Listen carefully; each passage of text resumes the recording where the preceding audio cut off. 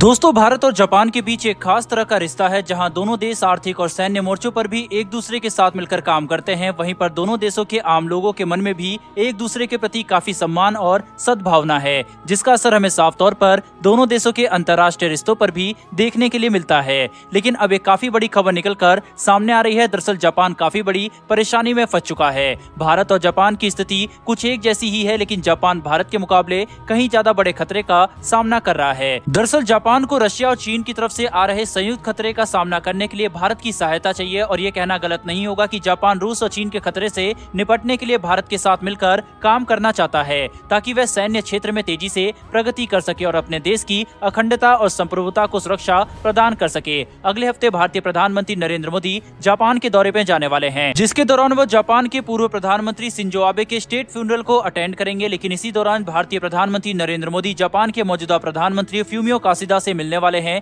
इसी दौरान दोनों देश सैन्य और आर्थिक मोर्चों से जुड़े काफी बड़े फैसले ले सकते हैं। जापान भारत के साथ काफी उच्च स्तर की सैन्य साझेदारी करना चाहता है, ताकि भारत और जापान एक साथ मिलकर रूस और चीन की तरफ से आ रहे खतरों का सामना कर सके। हालांकि भारत को तो केवल चीन की तरफ से आ रहे खतरों का ही सामना करना है, लेकिन जापान के लिए परेशानी कहीं गुना ज्यादा बड़ी है, क्योंकि जहां एक तरफ जापान को चीनी नौसेना लगातार परेशान करती रहती है, वहीं पर रूस भी अपने आक्रामक रवैये की वजह से जापान के लिए काफी बड़ी परेशानी बन चुका है, जिसकी वजह से कई बार जापान और रूस की नौसेना के बीच में तनाव का माहौल भी पैदा हो जाता है। वहीं पर इसी के साथ चीन भी जापान को परेशान करने के लिए कोई कमी नहीं छोड़ता। अक्सर जापान के समुद्र में अपने युद्धपोत भेज देता है, जिसके वजह से जापान चीन को लेकर काफी ज्यादा परेशान रहता है। ऐसे में जापान भारत के साथ अपनी सैन्य साझेदारी बढ़ाना चाहता है, जिससे न केवल तकनीक के क्षेत्र में बल्कि कॉम्बैट कैपेबिलिटी के मामले में भी जापान भारत के साथ उच्च स्तर की साझेदारी कर सके। भारत और जापान एक साथ मिलकर बेहद ज्यादा सक्षम और विश्व स्तरीय हथियारों का निर्माण तो करेंगे ही, साथ ही दोनों देशों की सेनाएं भी एक साथ मिलकर काम करेंगे,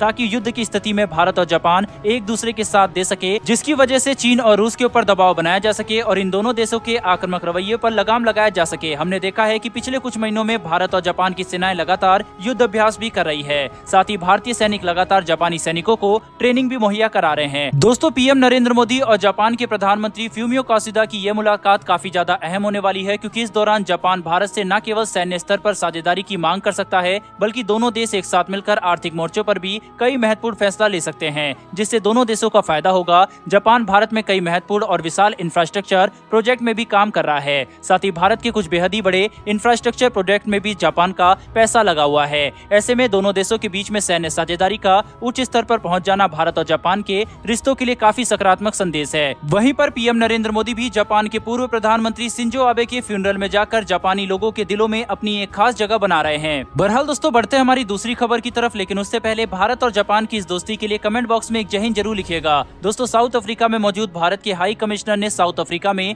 ब्रह्मोस एरोस्पेस के पवेलियन का उद्घाटन किया है, जिसके तहत भारत साउथ अफ्रीका के साथ ब्रह्मोस मिसाइल को लेकर बातचीत तेज करने वाला है। दरअसल साउथ अफ्रीका अपने 4 वालो क्लास के फ्रिगेट्स के लिए भारत से ब्रह्मोस मिसाइल खरीदने में रुचि दिखा रहा है, जिसके तहत दोनों देशों में बातचीत भी काफी तेजी से आगे बढ़ने की संभावना नजर आ रही है। भारत अब ब्रह्मोस मिसाइल के 290 किलोमीटर वाले वेरिएंट को लेकर काफी ज्यादा कॉन्फिडेंट है और भारत इसके सेल को लेकर अफ्रीका को एक काफी अच्छा पोटेंशियल कस्टमर मानकर चल रहा है, क्योंकि अफ्रीका में ऐसे मिसाइलों की डिमांड भी काफी ज्यादा है। इसीलिए अफ्रीका भारत के ब्रह्मोस मिसाइल के लिए एक काफी अच्छा मार्केट बनकर सामने आ सकता है। साउथ अफ्रीका भारत के ब्रह्मोस मिसाइल में काफी ज्यादा रुचि दिखा रहा है, क्योंकि उन्हें इस बात का अच्छे से पता है कि साउथ अफ्रीका के नेवी के पास मौजूद वालो क्लास के फ्रिगेट को अगर भारत के ब्रह्मोस मिसाइल से लैस कर दिया जाएगा तो साउथ अफ्रीका की नौसेना अफ्रीका के सबसे शक्तिशाली नौसेनाओं में से एक बन जाएगी और उनकी क्षमता कई गुना ज्यादा बढ़ सकती है। ऐसे में साउथ अफ्रीका का ब्रह्मोस मिसाइल में रुचि दिखाना काफी अच्छी बात है और भारत भी इसे लेकर काफी सकारात्मक है। रक्षा निर्यात के क्षेत्र में भारत काफी तेजी से